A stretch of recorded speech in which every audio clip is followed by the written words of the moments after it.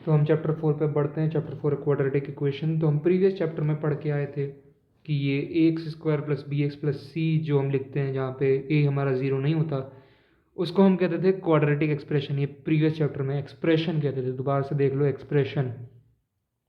जब यही एक्सप्रेशन जब 0 के हम बराबर लिख देते हैं, जहाँ पे ऑफकोर्स a ≠ 0 होता है, तो उसे हम क्वाड्रेटिक इक्वेशन कहते हैं। एक्सप्रेशन और इक्वेशन में यही अंतर है। इक्वेशन में हम इक्वेट कर देते हैं, एक्सप्रेस में हम बस इस पॉलिनोमियल को बस हमें एक्सप्रेस कर देते हैं। बस इतना सा डिफरेंस है।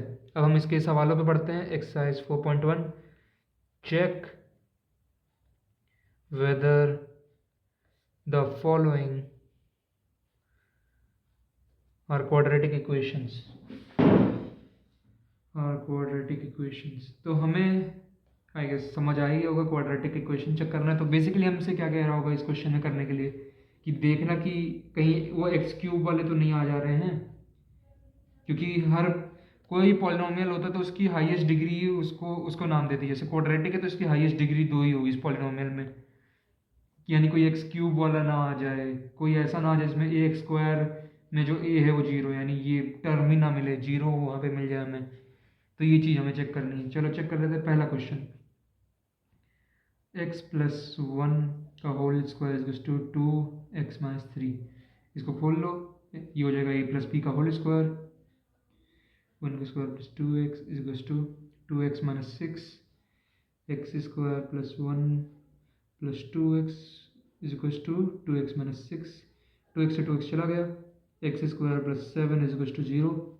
क्या ये रियल है? क्या a ≠ 0 है? ऑफकोर्स यहाँ वो ये 1 है, नॉट इक्वल टू 0। क्या ये एग्जिस्ट करेगा? बिल्कुल एग्जिस्ट करेगा। Therefore yes, it is a quadratic equation. Quadratic equation. दूसरा, x² - 2x is to -2 3 - x, simple. -2x -6 + 2x, x² - 4x + 6 is to 0 हो जाएगा ये। तो हमें दिख रहा है ये ऑब्वियसली क्वाड्रेटिक है। Yes, it is a quadratic equation.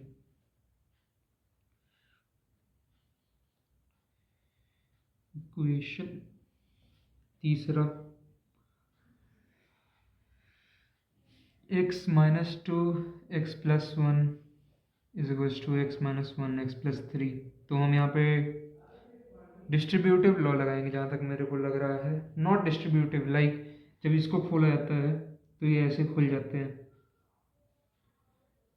जैसे इसका पहले इन दोनों से मल्टीप्लाई करा दो, x² + x, फिर इसका इससे करा दो इन दोनों से, -2x - 2 is to x। Similarly इसमें भी इन दोनों से मल्टीप्लाई कराओ, फिर इसका भी इन दोनों से मल्टीप्लाई कराओ,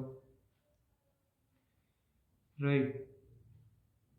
x² + 3x - x - 3 हो जाएगा x² - x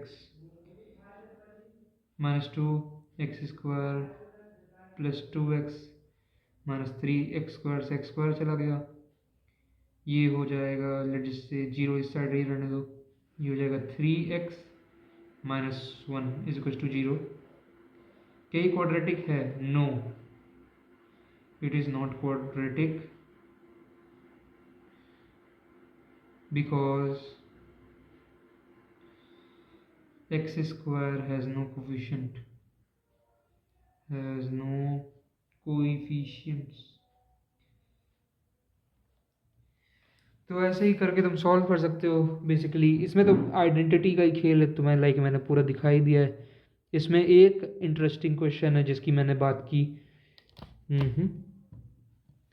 ये है ये 8th वाला,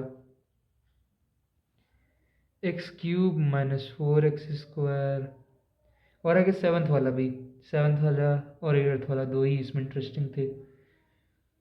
x - 2 का होल क्यूब, x का cube -4x² - x + 1 is to x का क्यूब, a + b का whole cube, just in case कोई भूल रहा हो तो a का क्यूब + b का क्यूब + 3ab e + b, ये होता है ए का क्यूब प्लस, और ये यहाँ पे माइनस है, ओके। तो जहाँ जहाँ मैंने ये प्लस बी लिखा है वहाँ पे बस इसे माइनस बी सब्स्टिट्यूट कर दो, तो ये प्लस की जगह आ जाएगा -2 का होल का क्यूब प्लस -3 ए जो है एक्स, बी है हमारा 2, और यहाँ पे हो जाएगा a माइनस बी। तो a क्या है हमारा x -2, तो हो जाएगा x cube -4x² -x plus 1 is to x cube -8 -6x² plus 6x 12x, x cube से एक्स क्यूब चला जाएगा, और इधर अगर आएगा तो ये 2x² हो जाएगा, 12x इधर जाएगा तो -13x, 8 इधर जाएगा तो +9 is to 0। Therefore yes, it is a quadratic equation.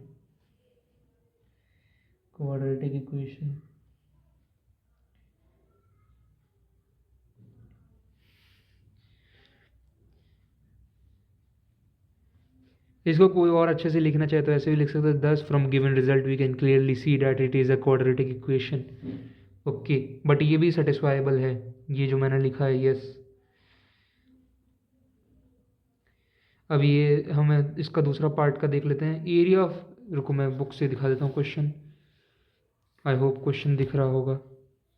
Area of rectangular plot is 5 to 8 meter square. ये कोई रेक्टेंगुलर प्लॉट है, इसका एरिया है 5 to 8 meter square. Length of the plot in meter is 1 more than twice of its breadth।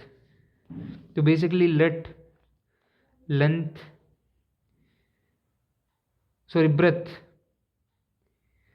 Breath be x, यानी जो x हो जाए, तो लेंथ हमारा कितना बोल रहा है, 1 ज़्यादा है ट्वाइस ऑफ इट्स ब्रेथ। तो यानी कि अगर हम इसकी 2 बार कर दें ब्रेथ को और उससे भी 1 ज़्यादा है, तो ये हमारा हो गया rectangle. Find length and breadth of the plot, simple है। तो एरिया ऑफ रेक्टेंगल क्या होता है, L इंटू बी।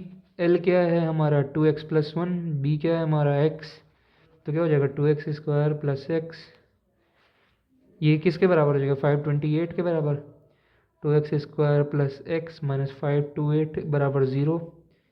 ये हमारी बन गई इक्वेशन। अब इसको सॉल्व करना पड़ेगा हमें, तो हमारा आंसर आ जाएगा। इसको सॉल्व कैसे करेंगे, जो हमारा मेन अब क्वेश्चन उतर चुका है जहाँ, how to solve this equation, right. हमको अब इक्वेशन सॉल्व करनी है ये, तो इसके लिए हम सीधा कर सकते हैं।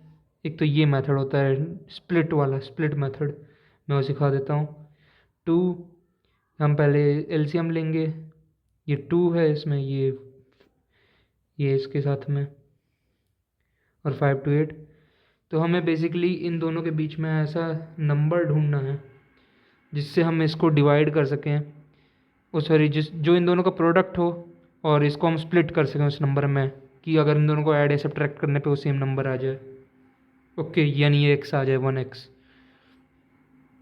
तो ये अब हो गया 5 to 8, फिर 2 से जाएगा ये हो जाएगा 2 6 4, फिर 2 से हो जाएगा ये 1 3 2, फिर 2 से हो जाएगा ये 2 से अब जाएगा 61 132। हाँ 132 किससे जाता है, आई गेस 11 से भी जाता है। 11 नहीं, ओ सॉरी 121 था वो। 61 किससे जाता है, सोचो आई गेस 17 3 था 1, नहीं 51 होता है। 61 किसके में आता है, 13 7 जा, नहीं तो 91 होता है। 61 किसके में आता है, आई गेस 61 किसी के में नहीं आता। 21 इंटू 2 21 4 जा कितना हो जाएगा 84, और 61 2 जा, नहीं बहुत बड़ा नंबर हो जाएगा। हमको यानी एक दूसरी अप्रोच देखनी पड़ेगी। इसके लिए हम एक और चीज़ कर सकते हैं, यू नो व्हाट, मैं उसी को लगाऊंगा। हम यहाँ पे श्रीधराचार्य फॉर्मूला भी लगा सकते हैं। Should I do that? नहीं, क्योंकि हमारा क्वेश्चन क्या है, रिप्रेजेंट द फॉलोइंग इक्वेशन। इसको भी सॉल्व करना मुश्किल होता है, बट सॉल्व हमें नहीं करना अभी। ओके, तो हमारा यहीं पे आंसर हो चुका, डन। हमको वो करना नहीं था, सॉरी, मैंने अननेसेसरी कर दिया ये, इट वॉज नॉट रिक्वायर्ड। दूसरा, टू कंजिक्यूटिव इंटीजर, दो कंजिक्यूटिव, यानी let one integer be x, integer which comes before, यानी जो पहले आता है छोटी वैल्यू वाला, उसको मैं एक्स मान ले रहा हूँ, ठीक है। तो नेक्स्ट इंटीजर क्या हो जाएगा, next integer x plus one, right, consecutive integers. क्या बोल रहा है मेरे से, प्रोडक्ट इन दोनों का क्या होगा, अगर हम इन दोनों का प्रोडक्ट कर देंगे तो हमें 306 मिल रहा है। तो ये क्या हो जाएगा, x square plus x minus 306 is equal to 0। हमारा हो गया, हमने इसको दिखा दिया कैसे दिखना है प्रॉपर्टी में। थर्ड वाली इक्वेशन देख लो। Rohan's mother is 26 years older than him. The product of their ages in year is 3 year from now will be 360. अच्छा, find Rohan present age. We would like to find Rohan present age. अच्छा, ठीक है।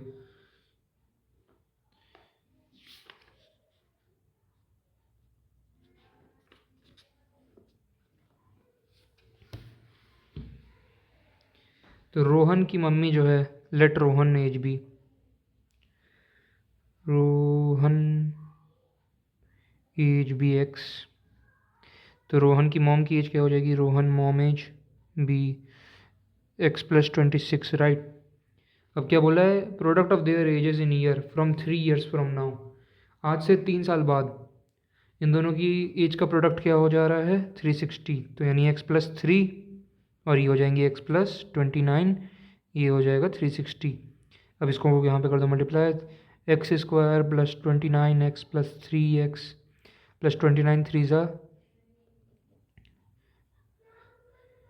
87, 87 is equal to 360, 360 minus 87 which is equal to 5 3 2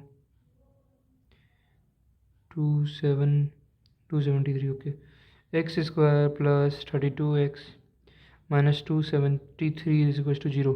हमें quadratic equation बन चुकी है, यही हमें करना था, आंसर आ चुका है। सिमिलरली हर एक क्वेश्चन में कर सकते हो, मैंने 3 क्वेश्चन दिखाई दिए इस पूरे चैप्टर के, 4th क्वेश्चन भी दिखाई देता हूँ, क्या ही कंजूसी करूँ।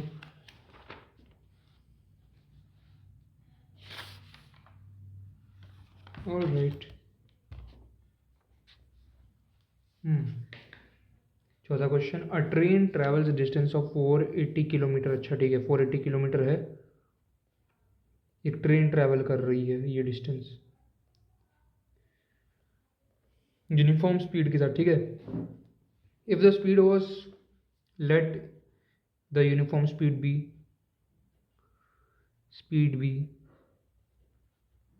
x, all right. If the speed of the train was 8 kilometer per hour less, it would have taken 3 more hours to cover the same distance. Find, तो हमें बताना है कि वो इक्वेशन रिप्रेजेंट कर रही है जिससे हम इस स्पीड ऑफ ट्रेन को फाइंड कर पाएंगे, ठीक है। तो हमें यानी स्पीड ऑफ ट्रेन के टर्म्स में लिखना है पूरी इक्वेशन को। तो speed is equal to distance upon time, ये 9th क्लास का पहले फॉर्मूला बता देता हूँ सबको। तो हम सिंपली क्या ले सकते हैं, distance is equal to speed into time. तो हमारी स्पीड कितनी बता रहा है ये, डिस्टेंस हमें पता है 480, स्पीड हमारी बोल दिया इसने अब कि अगर 8 किलोमीटर पर आवर कम होती x माइनस 8, तो हमें टाइम कितना लगता, it would have taken how much time. तो हमें यहाँ पे टाइम पहले निकाल लेते हैं, टाइम हम यहाँ से निकाल सकते हैं, टाइम इज इक्वल टू क्या हो जाता है, डिस्टेंस अपॉन स्पीड। और ओरिजिनली टाइम क्या होना था, वो हो जाता 480 जो किलोमीटर्स थे अपॉन स्पीड जो है x। तो 480 x माइनस 8, ये टाइम यहाँ पे अब क्या हो जाएगा 480 अपॉन x जो पहले से ही था, और उसमें कितना 3 घंटे और ऐड हो जाएंगे। तो अभी हो जाएगा 480 is equals to x minus 8, ये हो जाएगा 480 प्लस 3x अपॉन में एक्स, यहाँ पे भी अभी ऐसे ही रहने दो, तो हो जाएगा यहाँ पे जाके 480x इज इक्वल्स टू, इसको खोल दो इक्वेशन को अगर तो इधर भी एक आ जाएगा 480x, इसका इससे मल्टीप्लाई कर देंगे तो, और फिर आ जाएगा ये प्लस 3x² माइनस 48 8 ज़ा 32 माइनस 3840 माइनस 24x, तो 480 से 480 कैंसिल आउट हो गया, ये 0 is equals to 3x² minus 24x minus 3840 हमारी इक्वेशन हो गई है रिप्रेजेंट। एक्सरसाइज 4.1 हमारी हो गई कंप्लीट। अब हम बढ़ेंगे अपनी अगली एक्सरसाइज 4.2 पे। वो उस वीडियो को देखने के लिए यहाँ पे क्लिक करो। और तुम्हें अगर मेरे से ट्यूशन पढ़ना है तो मैंने नीचे अपना व्हाट्सएप नंबर दिया हुआ है, उस पर मुझे मैसेज करो, मैं तुम्हें ट्यूशन पढ़ाऊँगा। मैं तुम्हें एक चैप्टर एक हफ्ते में पढ़ा सकता हूँ, कितने कोई हार्ड चैप्टर नहीं है इस पूरी की पूरी बुक में। तो अगर तुम्हें जल्दी से कोई चैप्टर पढ़ना है और अच्छी खासी स्पीड पे पढ़ना है और अप्रोचेस भी खूब सारी देखनी है, तुम्हें चाहिए किसी की हेल्प इसमें, तो डेफिनेटली मुझे लुक आउट करो। मेरा नीचे व्हाट्सएप दिया है, तुम मेरे को मैसेज कर सकते हो। और वो पेड सर्विस है, तो अगर तुम्हें सोच रहे हो कि तुम्हें फ्री का भी मिलेगा वहाँ पे, तो सॉरी, फ्री का सब यूट्यूब पे ही है मेरा जो भी है इंडिया, उसे चेकआउट करो अगर तुम्हें मेरे से पढ़ना है। बाकी लोग जाओ इस वीडियो को देखो।